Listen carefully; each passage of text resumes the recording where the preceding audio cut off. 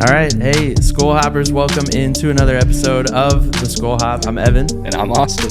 We're just a couple of dudes from Iowa. We like drinking beer and talking about our favorite football team, which we can't mention because they just won. Yeah. And we made a spin on the Wheel of Purple Punishments on our last episode. Mm-hmm. And the item that came up on the wheel was that if the Vikings were to win this... You just said it. So I'll finish that thought.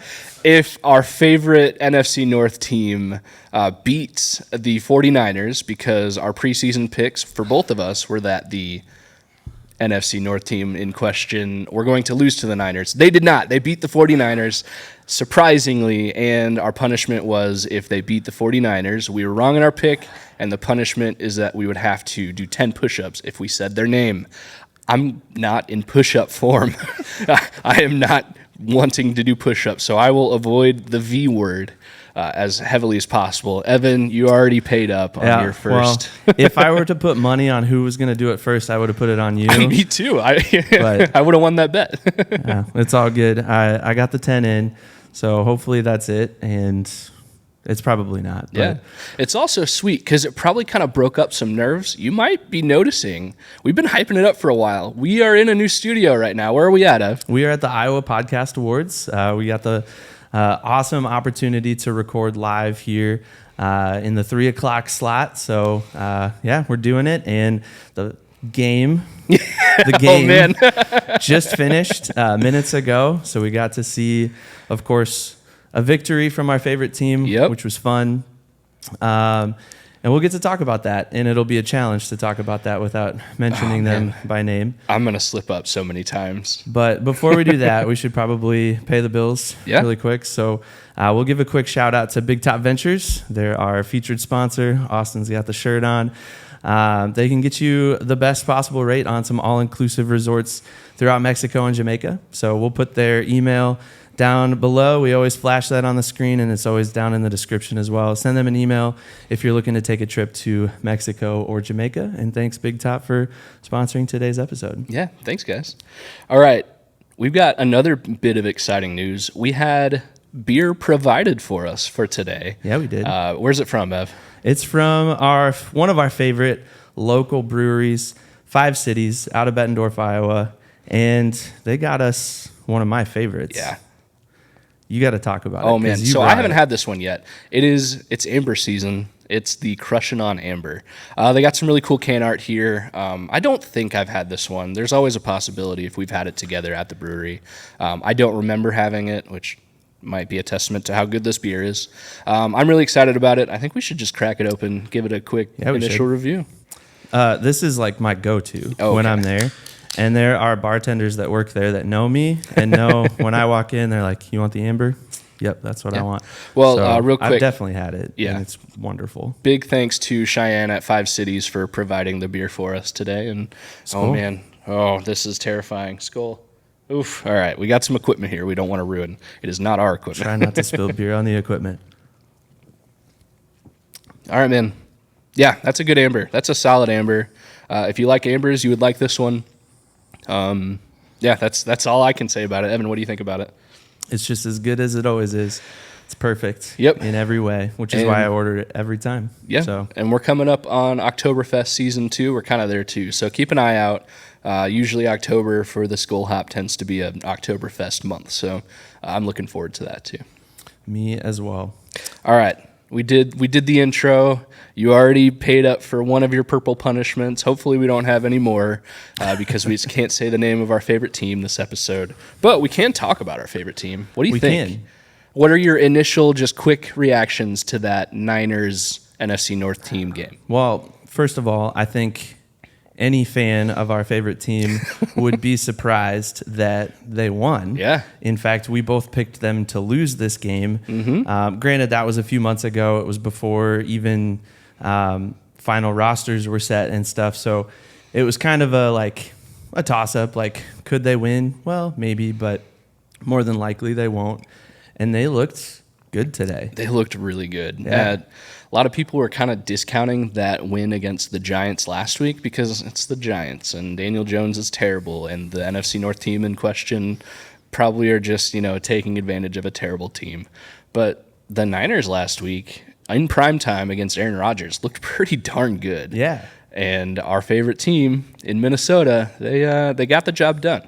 Well, this is now, I think, like, this goes back 30-some years that the Niners haven't won in Minneapolis. So that's pretty outstanding as well, right? That the Niners can feel you towing the line there. Oh, I'm all over the place. I'm trying not to. It's really hard, but we'll make it. We'll survive. My heart rate is still slightly elevated from the push-ups from the that first, I've already done. With some beer, that'll even out a little bit. All right. Well, I guess let's just dive into it. Offense, defense, special teams. Which member of each of those groups gets your game ball for this game? Gosh, I'm going to start with defense. Okay. Because this name it's a name that I talked about last week after week one, and it's another name that just stood out to me this week. I think he's a dark horse kind of candidate on the defensive side of the ball. He's not the big flashy star player, but Pat Jones. Yeah. Man, that guy has looked really good. He's getting through. He's getting back to the quarterback, and he had 2 sacks today? Yeah, something like that. He's been a game wrecker these first 2 games of the season. Huge. I'm here for it. Huge. Yeah. So on the defensive side of the ball, Pat Jones gets a game ball from me for sure. Which is crazy too, because we were talking just a few weeks ago, he might not make the team. Yeah. He was in one of the most crowded roster areas for our favorite Minnesota team. And we thought he might not even make it because he hasn't really done much in his career. But yeah, 2 games in, seems like he's a game wrecker. If you didn't follow the Minnesota team and you just kind of looked at stats, you'd think, oh yeah, that guy's got to be one of their better players. But traditionally, no, he's just kind of breaking out, and it's awesome. Something clicked. Something has clicked in his Flores defense scheme. He's doing good, and I agree. I think that's a good pick for game ball. 5 total tackles, 2 solo tackles, and 2 sacks. Yeah, that's crazy. And at good times, too. And he just seemed to always be there. He definitely made that offensive line rethink their skills and abilities today. My defensive game ball, I'm going with Josh Metellus. Yeah. He was just everywhere today. He plays a bunch of positions. He got an interception today. He almost, I think, had another one. It just looks good. I don't know what his stat line looks like or even what his PFF grade might end up being, but it just felt like he was a game wrecker too. The whole defense did good, but Jones and Metellus, they were shining lights in the defense today. Yes, agreed. Yeah. Offensively, I would go with it's kind of a toss-up, but I'm going to go with Justin Jefferson. Okay. It's a little bittersweet because we did watch him walk out of the game, go back to the locker room. He wasn't carted off, which is encouraging, but left the game in the third quarter with an alleged quad injury, which is that's scary. Kind of concerning, considering the hamstring injury that kept him out of 6 games last year. Yeah, that was kind of a season wrecker for him last year. Yeah, so definitely not ideal. But before that transpired, he had that beautiful 97-yard catch for a touchdown. And an honorable mention to Sam Darnold for throwing that ball to him. But Justin Jefferson's the one that tracked it down, caught it, and then outran 2 defenders. Oh yeah, taking that angle, making that little back cut to get himself into the end zone. It was awesome to watch. And if you find the right replay of that long touchdown catch, the angle that shows just Justin Jefferson's face, he takes that last big field turning juke, and he kind of looks back and he's kind of smiling. You could tell he was the kid on the playground that was faster than everybody else again. That was probably the play of the game. That's definitely a really good offensive game ball for you. But like you said, for the purple team, my offensive game ball's got to go to Sam Darnold. And for me, until Darnold looks awful, if he keeps having just decent games like this, he's going to be my offensive MVP. He threw an interception at one point in the game. The next drive, the next offensive play was a pass that he threw and completed downfield. That's always something to note. Anytime a quarterback throws an interception and then they get the opportunity on their very next play. That just shows confidence from the coach, kind of knocks that play out of his mind a little bit, and he excelled in that. Today, I think, what did he have? Just the one interception, couple touchdown passes, that obvious huge 97-yard touchdown pass to JJ. Sam Darnold, he's my offensive MVP for the day, and I'm ready to keep watching him make people disbelieve how good he's been doing for the Vikings. Dang it. Oh, yeah, there you go. All right. While you do your push-ups, I'll read Sam Darnold's stat line really quick. He was 17 of 26 for 268 yards, 2 touchdowns, and interception. He did take 3 sacks and lost 10 yards on those. His final rating was a 109.1.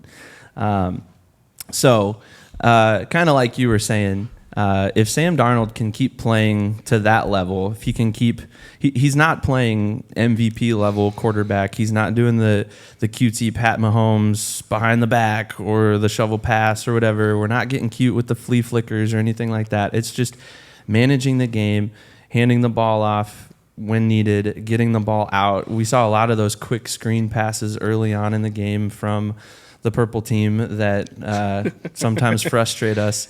But he seemed to be locked into what the game plan was for the most part. There were a few plays that fell apart. There was that one really ugly play where there were a few ugly plays, but there was one specifically that stands out to me where he dropped back and he kind of got tumbled over, and I think he nearly lost the ball, and then they lost 15 yards or something on the sack or something like that, which was kind of crazy. But anyways, all in all, impressed with Sam Darnold. Yeah. I really hope I don't say that name again because I'm still out of breath a little bit. I had the microphone away from me. You're going to hear my heavy breathing.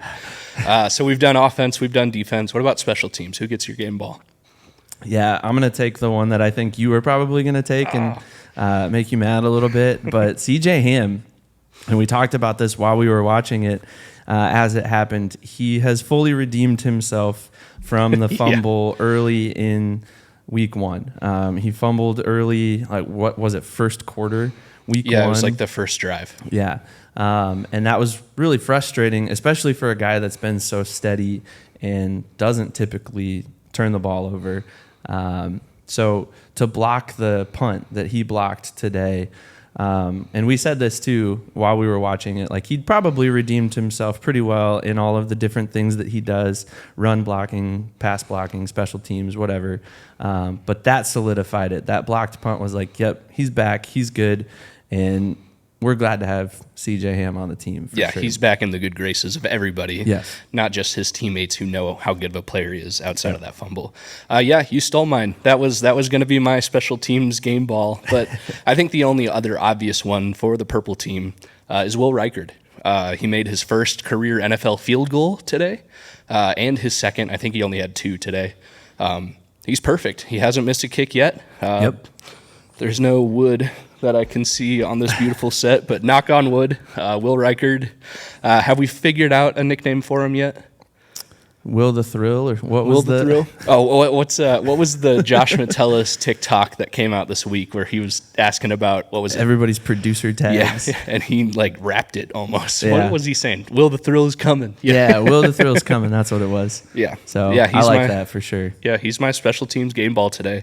The less we have to worry about a purple team kicker, the better this team will be, because we've had some issues in our fandom of kickers on our favorite team that have broken our hearts. Yes, it's not been pretty, but it's nice to know that we've got a pretty consistent kicker so far. So far. They always say don't draft kickers, but I mean, if he's the right one, you got to take him. Yeah.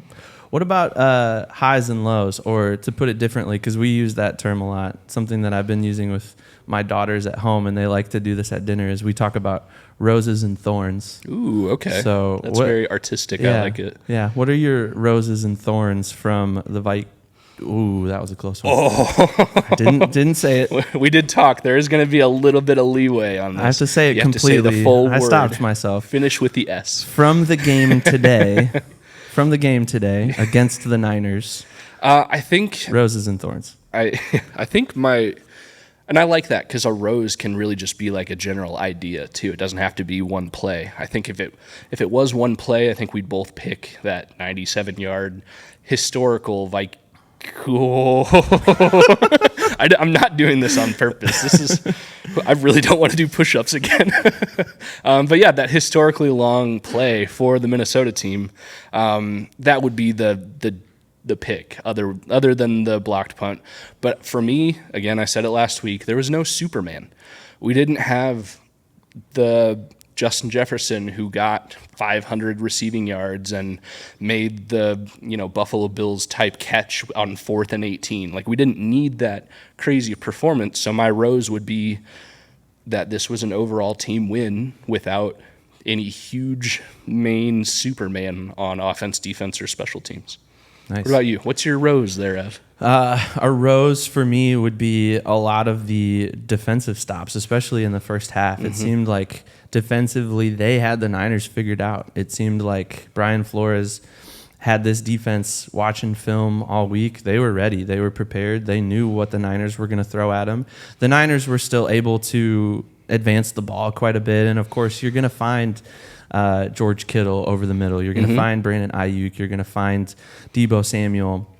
Even that running back, I don't even remember his name, but Jordan Mason for the Niners. Yeah, he's a bruiser for sure. But they still made plays. They still moved the ball pretty effectively. But there were some key moments where that Vikings defense, dang it, do them. But to finish your thought, yeah, that purple team defense, they held. Maybe they, as a defense, were the Superman because in the first half, the Niners' run game seemed to be able to do whatever they wanted to do. Jordan Mason made a lot of fantasy football players, including myself, pretty happy this week because he looked really good. But even with that good rushing performance from him, the Niners still didn't beat the purple team. So yeah, that's a good rose. I like that a lot. What about thorn? Do you have a good thorn for the purple team?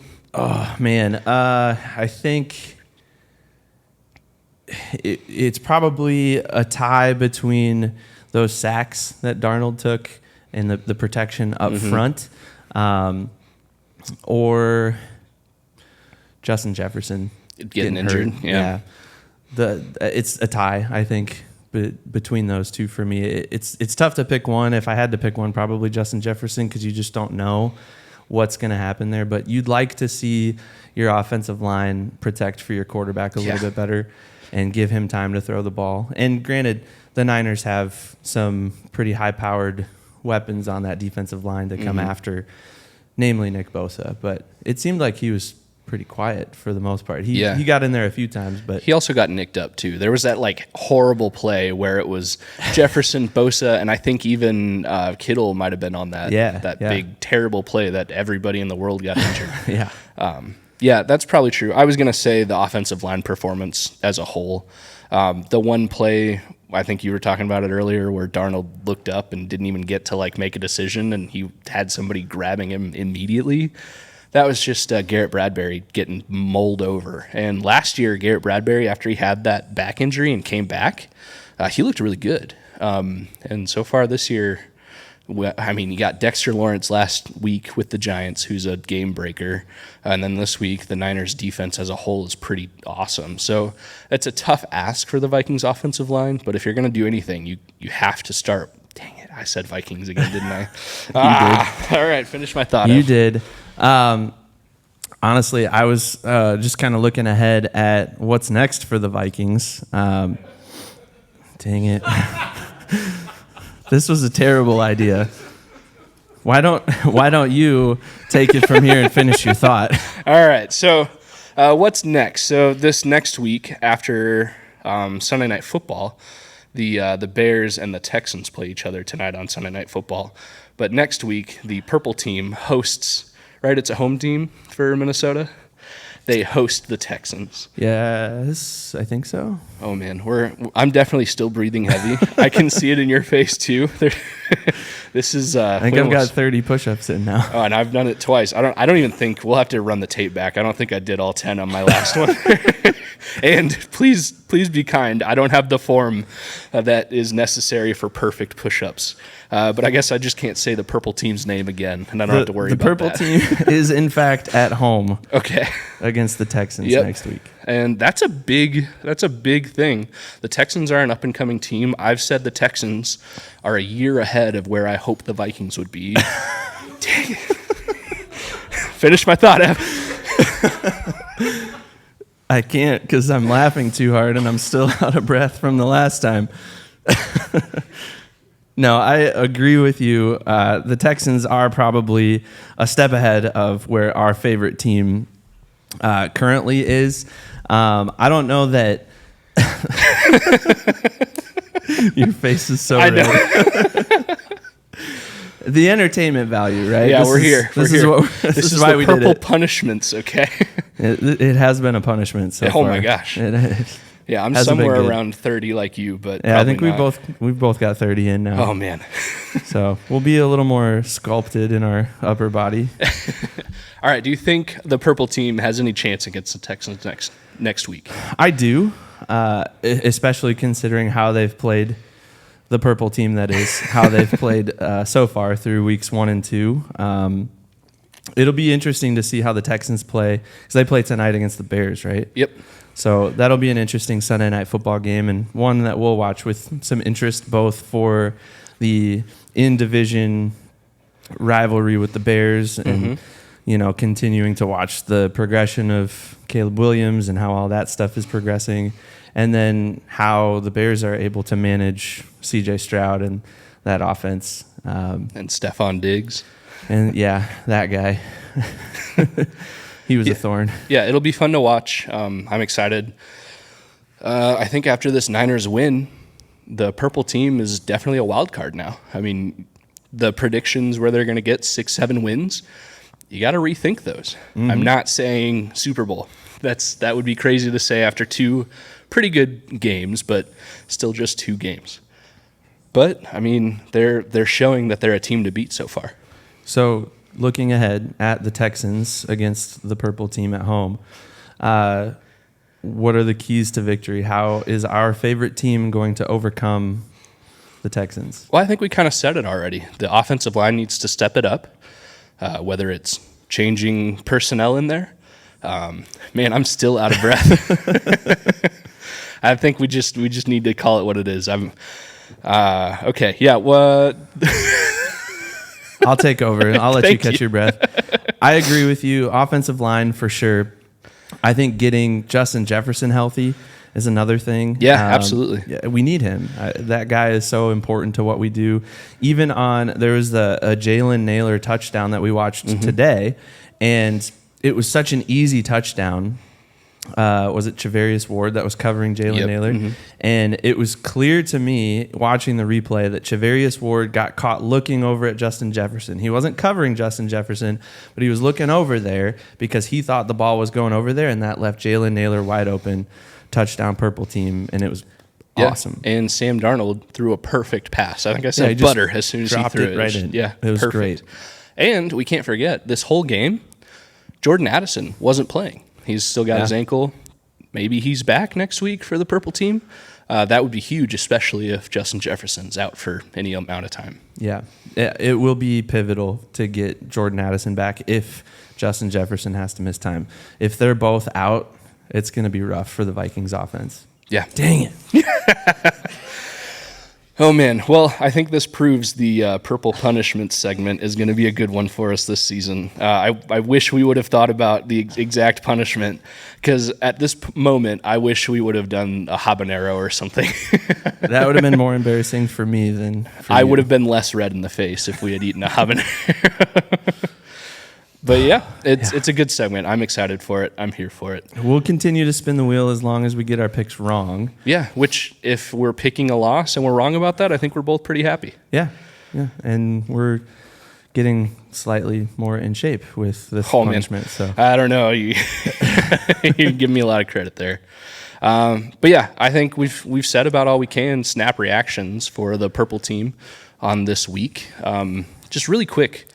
Are you ready to rethink your preseason prediction for the purple team? I got to look back. I'm pretty sure I said 8 and 9.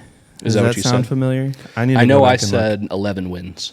I remember that because that was surprising because you're typically the pessimist. You're typically the one that's all doom and gloom and they won't make it happen and they'll S the bed, to use your term. So let me go back and look here. I have them at 9 and 8. Okay. So on the right side of 500, which is good, but still conservative, for sure. But they're 2-0 right now, which is great. You have them at 11 and 6. Yep, and we both predicted this game wrong. We both thought they'd be 1-1 at this point, which is why we're both doing push-ups. Yeah. All right. I'm determined not to do another push-up the rest of the day or the rest of my life. I don't know. You know what we could do to avoid any further punishment is we could just talk about beer for the rest of the episode. Yeah, we did kind of mull over quickly this beer. This is the first time we've ever had beer provided for us for the podcast, which is really cool. Yeah. Unless you count the Skol hop beer that we made. We did brew our own beer. We paid for that in blood, sweat, and tears. Yes.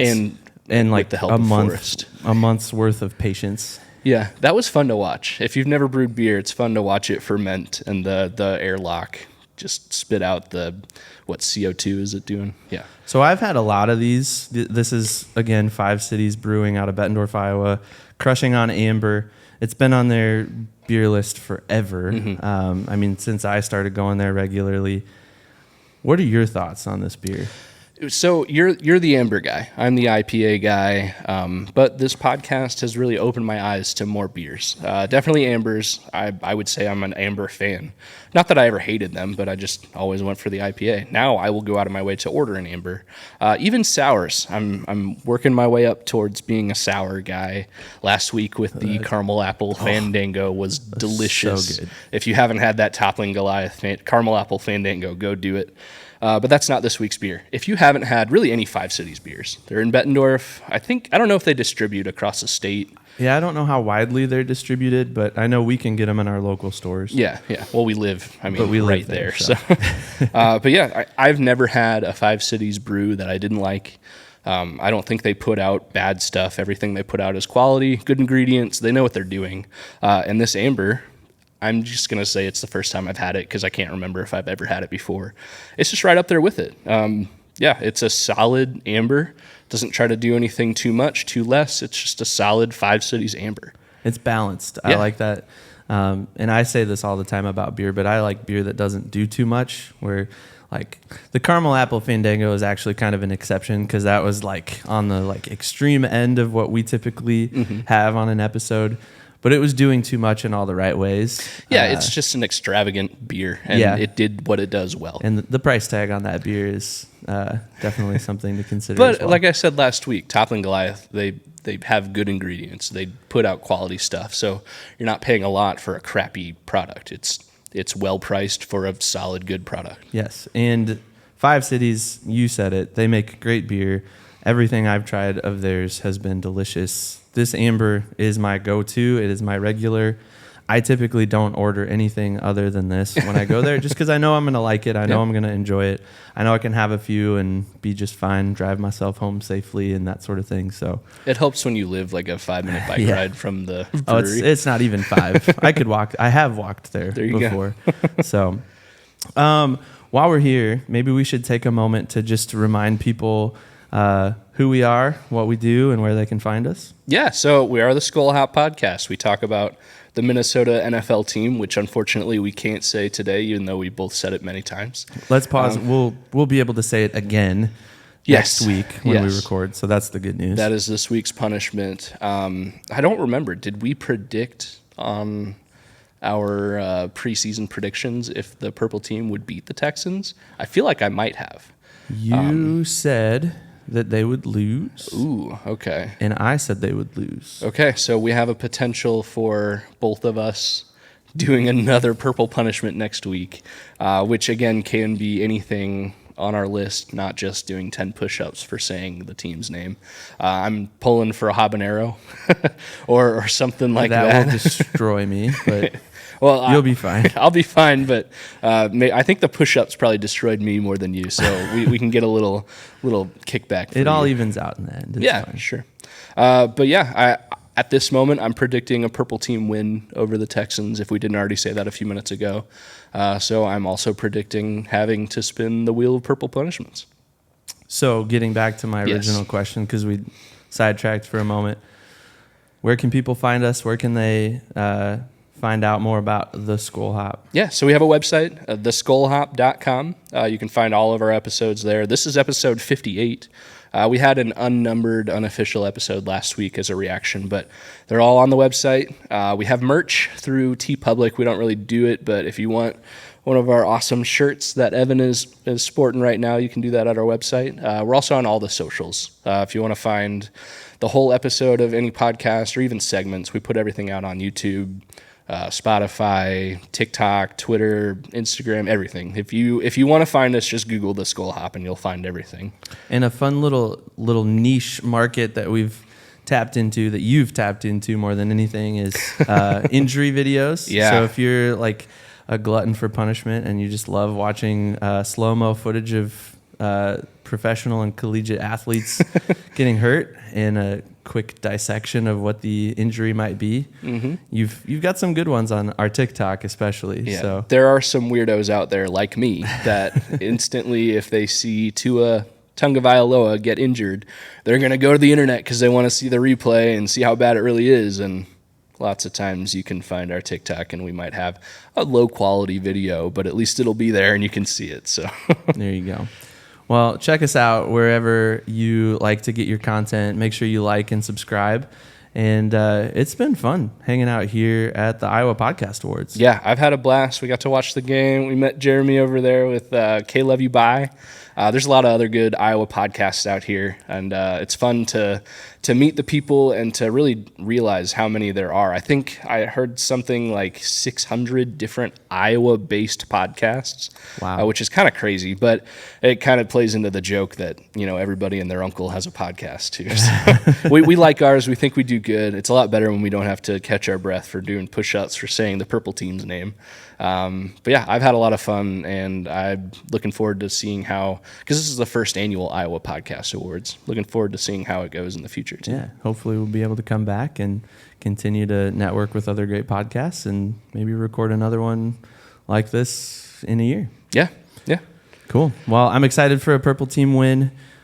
Hopefully they can do it again next week, even if it means that we have to spin the wheel and suffer the consequences. So. I hope this is our worst punishment, and I can't wait to say the purple team's name again. I almost just mixed it up right there, too, so that would have been terrible. All right, Ev, great episode, great beer. I guess until next time. Skol. Skol.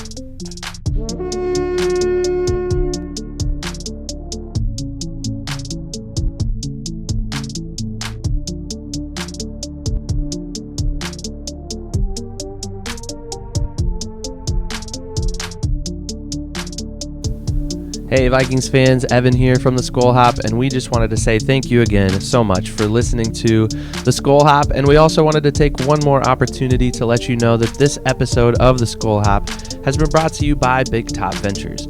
If you're considering taking an all-inclusive trip to either Mexico or Jamaica, reach out to our friends at Big Top Ventures at bigtopventuresllc@gmail.com. Once again, that's bigtopventuresllc@gmail.com. You can get the lowest rate possible on several all-inclusive resorts throughout the region. Big Top Ventures. Step right up to your next big adventure. And thanks again for listening to the Skol Hop. Skol.